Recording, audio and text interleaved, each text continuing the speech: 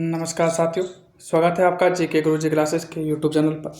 आज हम इस वीडियो में बात करेंगे कि जिस प्रकार आपके थर्ड ग्रेड के लिए यानी जब आप ग्रेड थर्ड का एग्जाम देते हो तो उसके लिए आपको जो रीट की जो आपके रीट पात्रता परीक्षा है वो आपको देनी अनिवार्य होती है। यानी जब आप रीट क्लियर करोगे तब जाके आप ग्रेड थर्ड का एग्जाम आप दे पाओगे।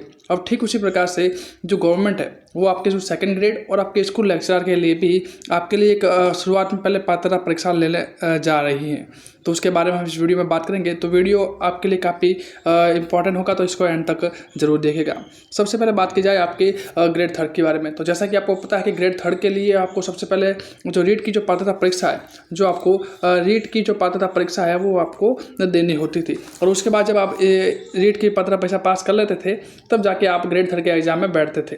ठीक उसी प्रकार से गवर्नमेंट ने पहले CET लाया कि आपकी जो बहुत सारी भर्तियाँ थी उस भर्तियों में पहले CET लाया, और CET लाने के बाद फिर आपने CET के अंडर में कुछ भर्तियाँ लाई और भर्तियों के आपके कहा गया कि इस भर्तियों के आप पहले CET एग्जाम पास करो, फिर आपने उस भर्तियों का एग्जाम पास करो और उसके बाद आप गवर्नमेंट में जॉब लग जाओ। ठीक उसी प्रकार से अब वरिष्ठ अध्यापक और आपके जो स्कूल लेक्चरर है यानी जो सेकंड ग्रेड और फर्स्ट ग्रेड है उसके एग्जाम के लिए भी आपके जो पहले पात्रता परीक्षा लेने जा रही है, और ये कह रहे हैं कि इससे एक बढ़िया शिक्षक है या फिर एक अच्छे स्तर के जो शिक्षक है वो इन्हें प्राप्त होंगे, लेकिन ऐसा कतई नहीं है। सबसे पहले हम न्यूज़ के बारे में थोड़ा जानकारी ले लेते हैं।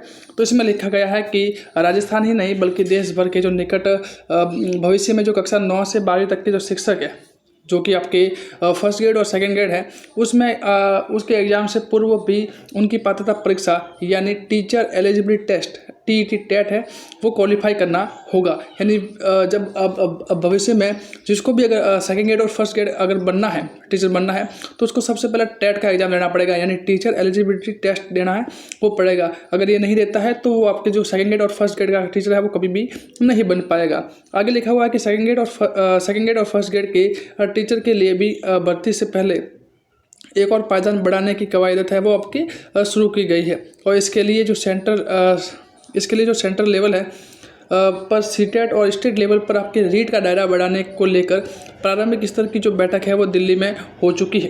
केंद्र सरकार के निर्देश पर शिक्षक पात्रता के लिए नियम तय करने वाली एजेंसी राष्ट्रीय अध्यापक शिक्षा परिषद यानी कि NCTE ने इस पर काम है वो शुरू कर भी दिया है। इस पर काम है वो आपके शुरू कर दिया गया है। साथ ही यह सारी जो एक्सरसाइज है वो नई दिल्ली की जो नई शिक्षा नीति है वो आपके नई शिक्षा नीति 2020 है उसकी अनुपालना में आपके की जा रही है, जिसमें आपके 9 से आपके 12वीं तक जो कि आपके सेकंड ग्रेड और फर्स्ट ग्रेड के जो टीचर है उनके लिए आपकी कहते हैं कि जो पात्रता परीक्षा है वो लाने जा रही है। साथ ही इसमें लिखा हुआ है कि जो BEd करने वाले अभ्यर्थी सीधे भर्ती परीक्षा के लिए आवेदन करते थे, यानी पूर्व में आपके जो BEd करने वाले जो अभ्यर्थी थे वो सीधे आपकी भर्ती परीक्षा में आवेदन करते थे।